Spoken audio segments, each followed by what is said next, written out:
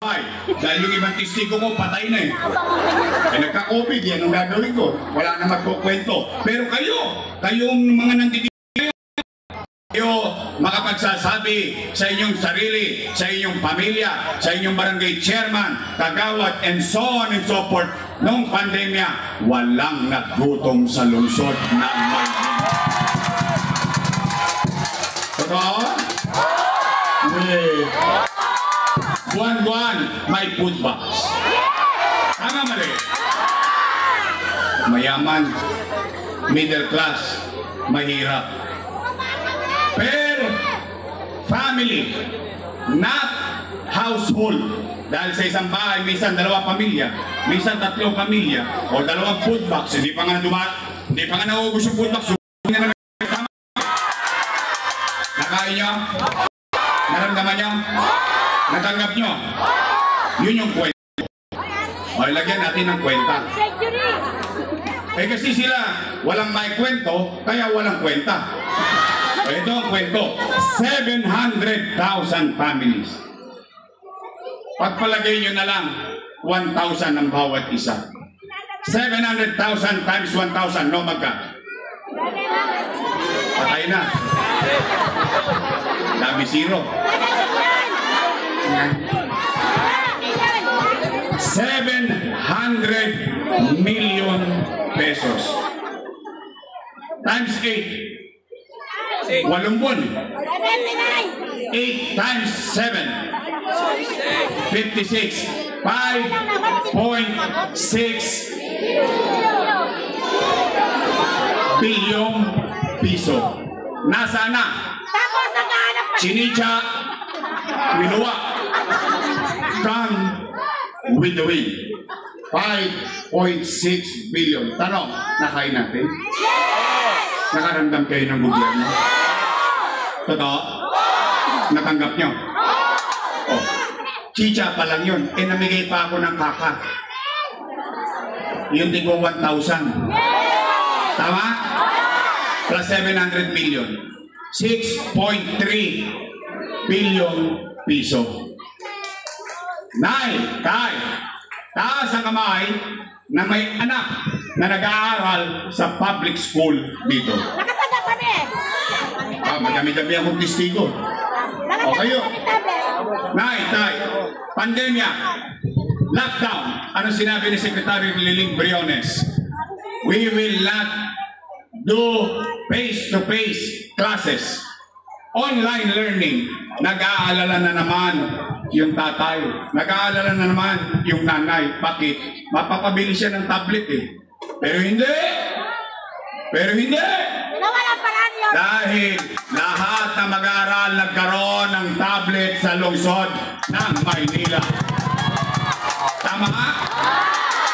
At hindi lang tablet. Libre pa internet. Nay, si ma'am, si sir, 10,300 teachers. Bumili tayo ng 11,000 laptop. May laptop na sila, meron pa silang internet. Nakaraos ang pag-aaral ng ating mga anak. Tama mali? No, magka 1 bilyong piso yung makina.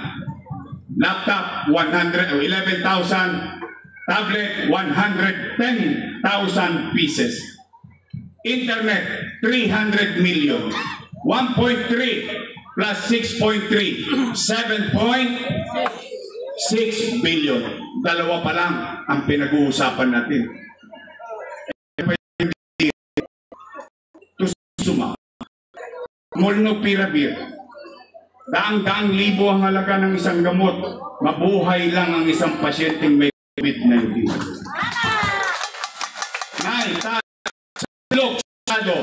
Wala ng COVID bed capacity. USC, sarado. Wala ng COVID bed capacity. Lahat ng private hospital, tukod na COVID bed capacity. Pero kami dito sa Maynila, chill-chill lang dahil meron kaming COVID pill hospital sa Luneta. 300 million pesos. Nay, tay, Condominium 1, Condominium 2, Pinondominium 1, Pasig Community, San Lazaro Residence, San Sebastian Residence, Pedro Hill Residence. Nandiyan ba yan? Nandiyan. Bilyon-bilyon ba yan? Tumigil ba gobyerno? Tinuloy ko ang pangarap ko para sa mga batang Maynila. Nay, tay, Baseco Hospital. 3 years ago, tapos na. 3 years after, sarado pa. Opo, nakita ko yan, Yorme. Ang sabi nila, hindi raw pumasa sa DOH. Ang tanong namin, 3 taon na kayo nakaupo dyan, wala kayong ginawa. Yes, tama! Uy, sinacharot nyo kami. Oh. Tay, 10-story, fully air-conditioned, bagong ospital ng Maynila. Na may MRI machine, na may CT scan machine. Ang ipinagtataka ko lang, bakit hindi nyo nagagamit? Ano yan, drawing? Magkano yan? 1 milyon? Hindi. 10 milyon? Hindi. By the hundreds of millions. Bakit ko binili yan? Sapagkat ang may kaya o nakaangat sa buhay, pag MRI, kaya niyang tustusan. Pag isi-CT scan, kaya niyang tustusan. Pero yung mahirap, may 15,000, may 30,000, pang MRI, pang CT scan, ano sasabihin? Hindi na Dok, kakain na lang kami. Bakit? Pupunahin niya, chicha. Tama mali? Kaya ano kukuha na mahirap? Himaspirin. Himaspirin. Gagaling. Gagaling.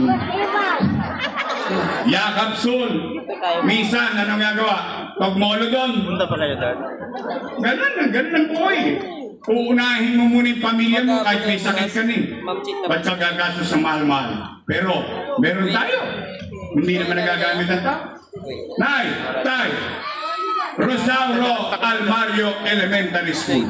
10-story fully air-conditioned public school. Tandaan yan. Manila Science High School. 10-story fully air-conditioned public school. Albert Elementary School. 10-story fully air-conditioned public school. Magsaysay High School.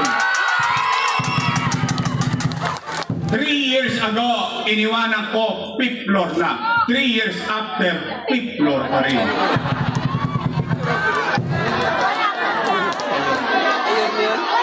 Mali ba yung sinasabi ko? Cinema siya. Samantalang lahat na nakita nyo malalaking paggawaing bayan, 2 taon lang ginawa ko, natapos. May pandemya pa Ba't nun. may blow ako sa'yo? Oh.